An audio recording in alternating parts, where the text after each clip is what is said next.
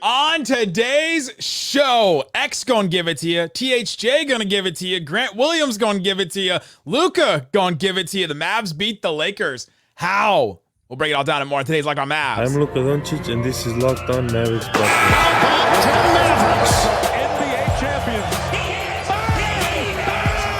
It's good, and the Mavericks have won the game. If you don't believe, you shouldn't be here. Loyalty never fades away. And welcome. You are locked on to the Dallas Mavericks. My name is Nick Angstadt, media member and NBA channel manager for Locked On Podcast Network, where we let it ride after a win. Let it ride. Thanks for being part of the show, making Locked On Mavs your first listen today, where the best way you can help us grow the show is to listen every day. Leave a 5-star review, like the video, and comment anything below. Let us know in the comment section what's one thing that stood out to you in this Mavs win against the Lakers. Oh, man. Joining me, as always, on a postgame, the postgame prodigy. What you got for me, Slightly Biased? 3 words.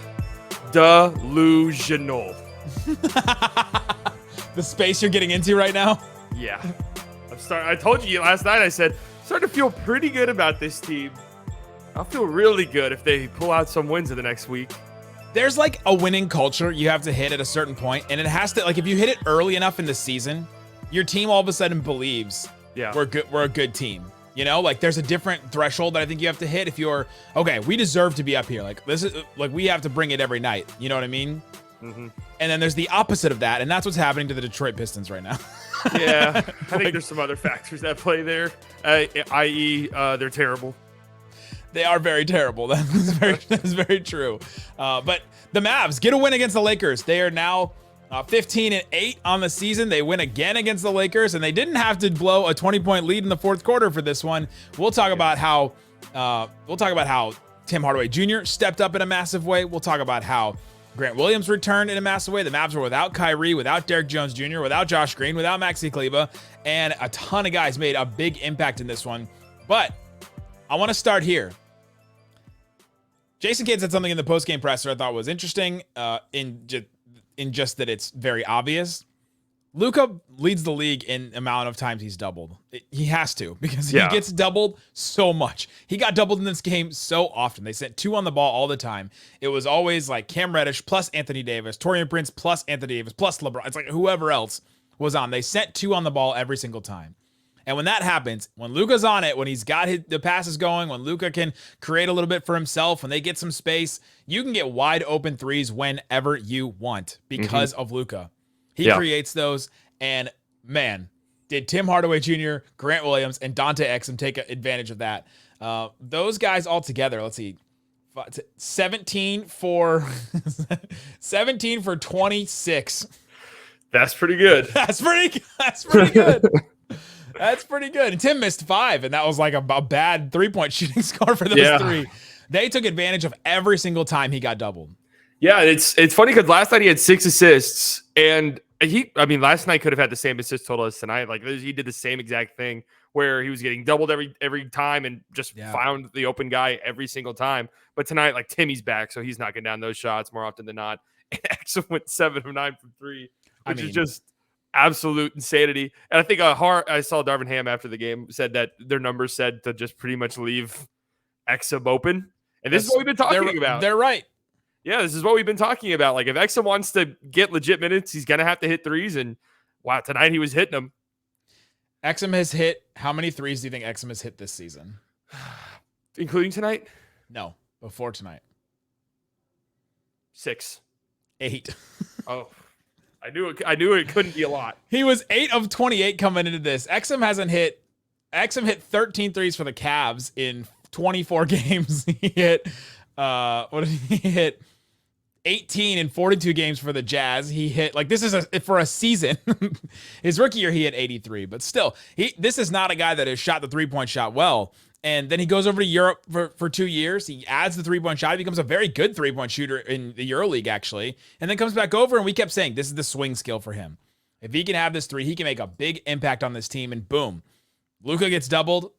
Even the winning, basically the dagger play at the end. Luka gets doubled, throws a cross-court pass all the way to Exum right in the corner, hits it, and you're just like, what am I watching? Like Landon Thomas was sitting in front of me, and just every time he kept hitting a three, he kept turning around with like mouth agape. Like, what am I witnessing right now? Because it was just wild every time he hit a three.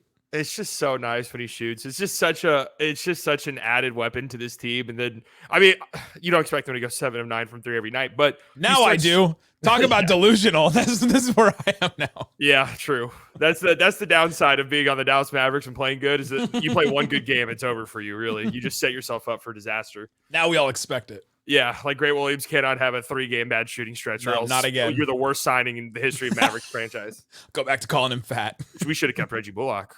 Wow. But no, what was I saying? Oh yeah, I mean, but you start stringing together enough games where you're knocking down threes, and now defenses have to sort of account for you, and that opens up things for you to do what Exum really likes doing, which is driving and attacking the rim and getting past his defender. Sneaky, quick guy. Sneaky athletic. Partially. Something I saw in this game specifically is the Lakers were so ready for every Lively roll. Anytime Lively came up and set a screen, and it was like a Luka and Lively pick and roll. And so Lively rolls, and all of a sudden somebody comes over to help on Lively. Well, if someone's coming over to help on Lively, like somebody that's not part of that pick and roll, basically, that means the shooter is open. But they cut off the Lively lob. There wasn't as many. Lively had 4 shots in this game, and 2 of them were post-ups where he hit a hook shot. One on LeBron at the start of the game, where I was like, who is this guy? Like, to post up LeBron and to hit a hook shot over, like that takes some cojones, to borrow the Tim McMahon term. Like that, man. I still have a feeling about LeBron. That he's coming here? I really do. I felt it in the summer where there was some smoke, and I was like, it kind of makes some sense. And I don't know. I still kind of feel it in my bones. Well, you just look at like some of the photos after the game, and you're like Luka and LeBron talking, and you got the Kyrie connection. Kyrie tried to, like, you just look at like this. They got a connection there. I just don't, man. That would be wild, man. Hey, you can't leave a champion though. Leave a champion what? LeBron can't leave a champion. They just won. Slightly. They won 5 games, and then they won a bubble title. He can leave whenever he wants. True. No. We'll see on that going forward. I'm stamping it. What? Go for it. Yeah. Call it in the air. I'm not ready to go all in, but I just called a pretty big raise. He comes to the Mavericks, and then he just completely falls off a cliff. That's Father Time wins. Does that mean they're getting brawny too? Maybe getting brawny, but then LeBron comes out and says, yeah, I didn't really want to play, but I knew they were about to fire Kidd, and I was just setting myself up for a head coaching spot.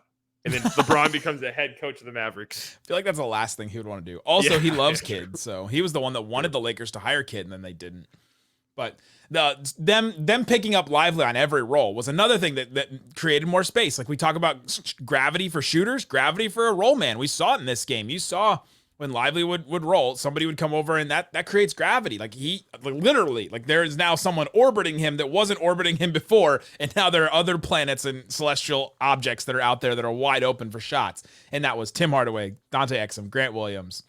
And man, it was just an offensive, they diced them up. This Lakers defense that had just made that, they had literally just made that Pacers team, who's the number 1 offense in the NBA, look just completely like they didn't know what they were doing.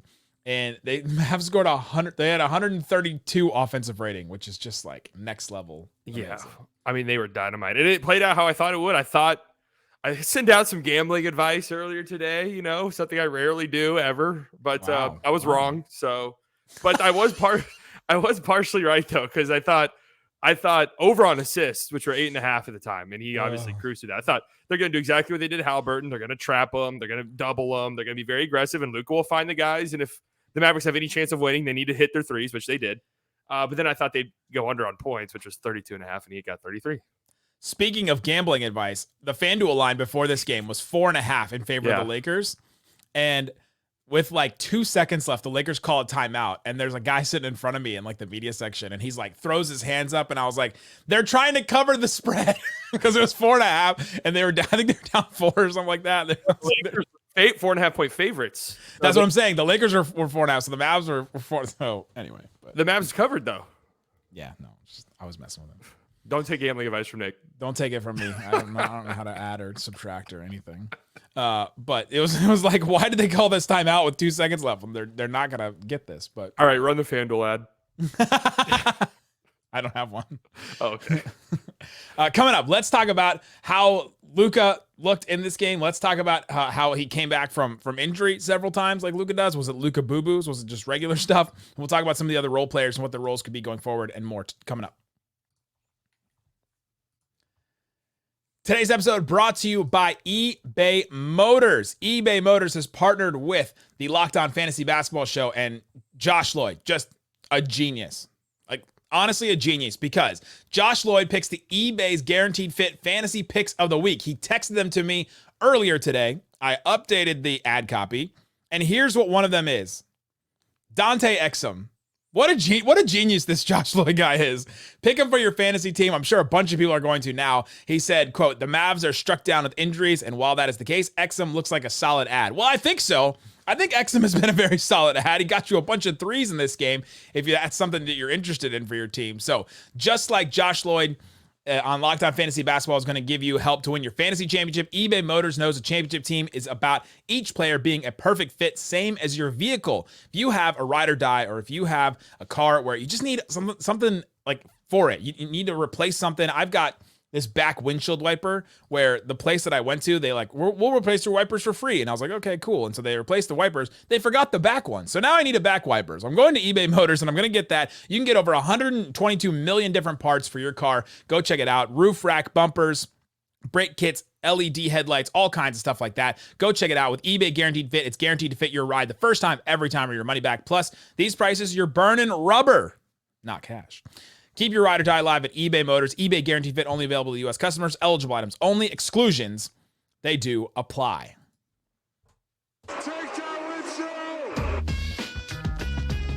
Thanks, everybody, for hanging out with us on Locked On Mavs, being part of the show, part of the Raccoon Squad, listening every day. We appreciate each and every one of you. Go check out the Locked On Sports Today YouTube channel. They've got live 24/7 stream. We also have a Dallas, Locked On Sports Dallas channel that has like Dallas related stuff streaming all the time. You've probably seen this show on it, Locked On Cowboys, Locked On Rangers, Locked On Stars. Put it on and watch it in the background and check out some of the shows. See if there's another one that you like. All right, Slightly. The Mavs win this game. Luka gets doubled all the time, but still, Luka, 33 points, 17 assists. Insanity. 17 assists for Luka. And he keeps one-upping himself with these passes. There was one in this game, 9 minutes left in the fourth quarter. He's like posting up. Exum's at the top of the circle. And he passes it behind and over his head through two defenders. Yeah. I was right in line. Like I was sitting where I was sitting, and then Luka and Exum were like right in line with me. So I was like right in line with the pass. And I just watched that ball sail right through two defenders. And it's just more impressive when you see it from a different angle than when you just see it from the broadcast angle. Yeah. His passing has been absolutely insane. And this is why I don't like doing assist to turnover ratio as like an end all be all for playmakers, because I think Luka could have some like insane assist to turnover ratio if he really wanted to. But the degree of difficulty, 17-4 is very good. 17-4 is crazy. I'm talking like the 12-1, 13-0s that you see now, like more frequently. But like the type of passes he throws are just nuts, like insanity. And it's like every player on the court is open. That's how you know he's a generational all-time playmaker. Every single player on the court, no matter where you are, no matter the angle, no matter how many guys are in front of you, you have the chance to get the basketball. And there was a crazy pass in the first quarter where Luka just rocketed a pass to Hardy in the corner, and I don't even know if Hardy was ready for it, and he dropped it out of bounds. He was not, because he did drop it. He dropped it out of bounds. And it's like, I don't know how that doesn't happen more often. I guess these guys are just so, trained at this point where it's like, all right, you just have to be ready for a pass from Luka. Even if it doesn't make sense, it might come to you. But it's just like, it is incredible to watch. Like, it really is. That's why people who like say, oh, I don't like watching Luka because isolation ball, you're an idiot and you don't like basketball. You just exposed yourself. He hasn't ISO'd as heavy as he has in the past. And when he does, he still leads the league in ISOs. They saw that on the broadcast. I know, but it's still not as bad as it has been in the past. And they're not playing as slow as they have been in the past either. So it lightens it a little. So if you've maybe turned the Mavs off because you don't like to watch that style, it is lessened, I think, in recent days. But yeah, Luka with just some incredible stuff. He got hit in the mouth and he was bleeding, didn't get a foul call. He got that late tech with like 40 seconds left. It was just a bad tech. He complained about it after the game and said, I was screaming, but it wasn't like, it was unintentional. Basically, it was what he was saying about who he was screaming to. And he was like, we got to be better than this because he keeps getting these weird techs on stuff. I'm sure this one will get rescinded. That was an objectively terrible tech to take. There's no way they rescind that. You don't think so? He was yelling at the ref. Like last night's tag, did they rescind it or not? Would they have announced that already? Like that it wouldn't make sense to rescind that tag or the one with Chris Dunn or whatever. But this one, if you yell at the ref, I feel like they hardly ever rescind those, do they? Depends. He's had it before where it happens. I mean, I got his frustration on that play though, because they have been incredibly inconsistent with the kickball calls. Like I honestly don't even know how they're interpreting the rule anymore because Luka in the past has kind of lived off those. If like the shot clock's winding down, he'll throw it off a defender's foot, and like they don't call those anymore for him usually. And that was I mean, by the nature of the rule, I don't think that was a kickball. Like Lively didn't intentionally kick it; it just bounced off his foot. Yeah. So I get the frustration, but that was an objectively bad take. But I mean, he played it tremendous, so we don't care. He was definitely mad about it. Yeah. Because it ended on like a really good Luka and Lively altered LeBron's shot there at the end where it was like a good defensive play. And then it just took the wind out of the sails of all that. But Mavs still get the win in this one. Tim Hardaway Jr., 32 points, 3 assists, 3 charges he took too. I think he leads the league now. I think they said that as well. 5 of 10 from the 3 and 7 of 8 from the free throw line. Him attacking and getting to the free throw line is not something I wanted him to do before because I feel like his decision making was not great in the last couple of years. But this year, I feel like he's taken a step forward as a ball handler. I feel like he's taken a step forward as an attacker. And when he attacks, like he's making stuff happen. And you just love to see it because the Mavs desperately need somebody like that. Yeah, his pace just feels better. Like, especially when very rarely do these possessions even happen, but every now and then they will, where he's like a pick and roll ball handler. His pace just feels more in control than in years past. It feels like he's just, barreling towards the basket or whatever it is he's doing, or just shooting like a contested jumper. Like, it feels like he's more in control now. And he's like going out like AD. It's not like he's, taking advantage of easy matchups. Like, he's attacking hard, and it is great to see. And this is why, like we talked about, like if you're trading away Tim Hardaway Jr., which, it makes sense given his contract and stuff like that. And he's a valuable player. I think there's a lot of teams out there that would like to have a Tim Hardaway Jr. There better be a replacement because the volume shooting and the stuff that Tim's provides, it can be frustrating, but that is not easy to replace. You've either got, like, if you're going to get rid of, at this point, if you're going to get rid of Tim, I think we've said this before, you've got to replace it with elite defense. You just have to, because you have to like improve yourself in one area so much better than where you are right now. Like you have to get an elite defender back in some way. Yeah. Because the Mavs still in this game allowed, the Lakers took 45 shots at the rim. Yeah. I mean, you have to give some credit. They took 91 in the game. That's over 50% of the shots they took. It's crazy. Mavs took 15 just to compare. Yeah. This was a 3-point shoot. This was a jump shooting contest for the Mavericks. But you have to tip your cap to LeBron and AD because they played tremendous. So good. And there's just nothing this Mavericks roster can do really against those guys. And I think all things considered, it's crazy because the Lakers scored 125. I think the defense did well enough to win the game, which is exactly what they did. Yeah. And, they're without Derek Jones Jr., one of their bigger defenders. Maxey, obviously. And Josh. Right. Anyways. Wow. How the Aussies have fallen. Just one Aussie. There can only be one good Aussie on the Mavericks at all times, it feels like. I wonder if that's why Exum's playing it so well, because there's another Aussie and they like don't need a translator. The Sydney Suns, the dingo dudes. Kyrie too. He was born there. You think they ever talk about that, or Kyrie's just like, I'm not Australian, bro. Sorry, like I don't even claim it. I think Kyrie would claim it. You think so? I think Kyrie claims things. Okay, it's part of who he is. It's part of no problem with that. Yeah, Tim Hardaway Jr. was excellent in this game, though. You've got to give him credit, especially with Kyrie out. He got to the stand, though, after the game. He got to the podium. He picks up the stat sheet and he goes, damn, -6. It's because he was a -6 and a plus-minus. That's those minutes could have been -30. So that's why plus-minus can be very misleading, though. Yeah. Because like -6, there was a 5-man lineup that was a disaster towards the end of the third quarter. And it's just how it had to play out because Luka needed a rest and you're missing so many guys. Like it just had to be. And Seth Curry was hurt too. Yeah. He was minus 12 in that third quarter. Yeah. I mean, it could have been minus 30. So, I mean, like, we'll take a minus 6. It kept us in the game. Kept the Mavericks in the game. They found a way. Like they found a way to win, and they found a way in the non-Luka minutes. They were 6-6 in the first quarter when he checked out after he had that weird like ankle injury where Reeves flopped into him. Oh my gosh, can we talk about that? Like just completely a flop right under Luka, and then he landed on him and he hurt his ankle. It was a Luka boo-boo because he came back and he scored a lot. But the Mavs went 6-6 when Luka subbed out after that, and then he subbed out in the third quarter, and the Mavs went 5-10. So that was the stretch where it could have been a lot worse, but they found a way to get at least a couple baskets in that one, and not allow them to score like 30 in that one. But coming up, let's talk about some of the other guys that showed up. Derek Lively. Let's talk about Grant Williams' return. How did they look in this one? What can their roles be going forward? We'll talk about all that and more coming up. Today's episode brought to you by Game Time, gametime.co. Game Time, the app. Go check it out and see what's available for you. They have tons of stuff all the time, all over the place. They have concerts. They have sporting events, all things right now. They've got tickets to, I saw this banner as I was walking out of the AAC, Olivia-Rodrigo coming to the AAC in March. They've got tickets right now, $300 if you want to go see Olivia-Rodrigo right now. You can go and get those and go to the American Airlines and see all the songs that Olivia-Rodrigo does. Slightly, can you name any songs that? Vampire. Nice. Average American Homeschool Girl, something like that. You're killing it.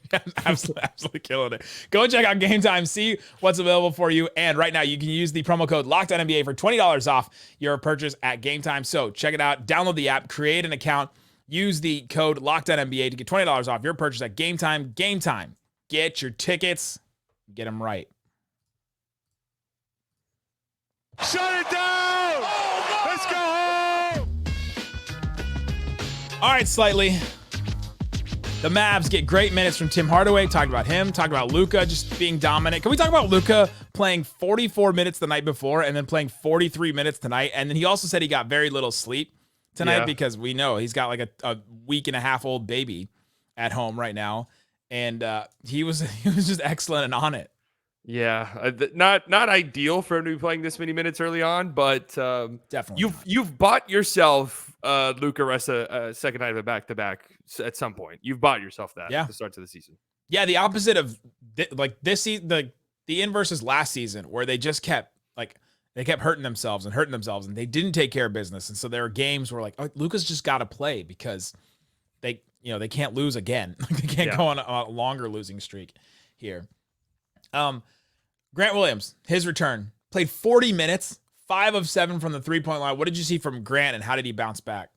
Just ready.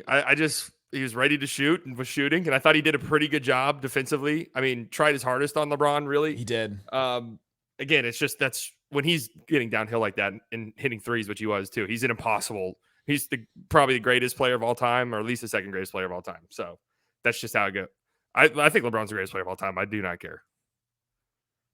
I grew up watching. I didn't watch Jordan. Like, I don't know what you want me to say. Very different, my old co-host. I just didn't watch Jordan. I don't feel like that's that controversial. If I don't watch him, I grew up watching LeBron. I think Isaac would have kicked you off the podcast for saying that.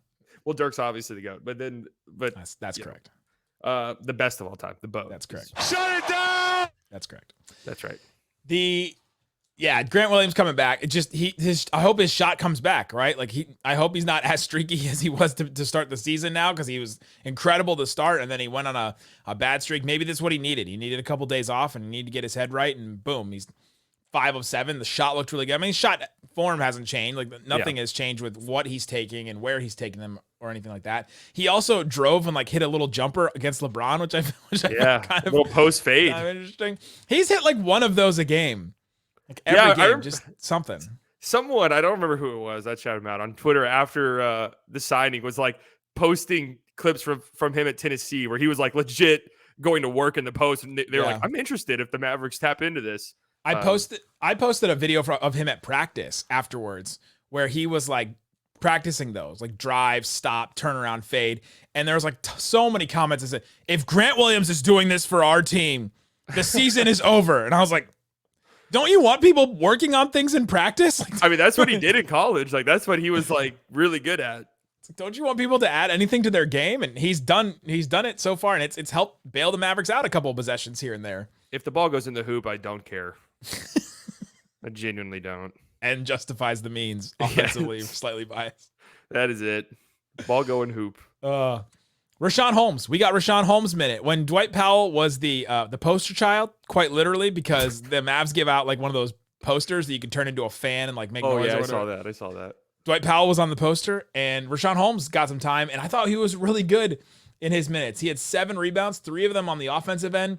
He had 2 assists. One of them was a great cut to Luka, and another one was another kick out for a 3, I believe.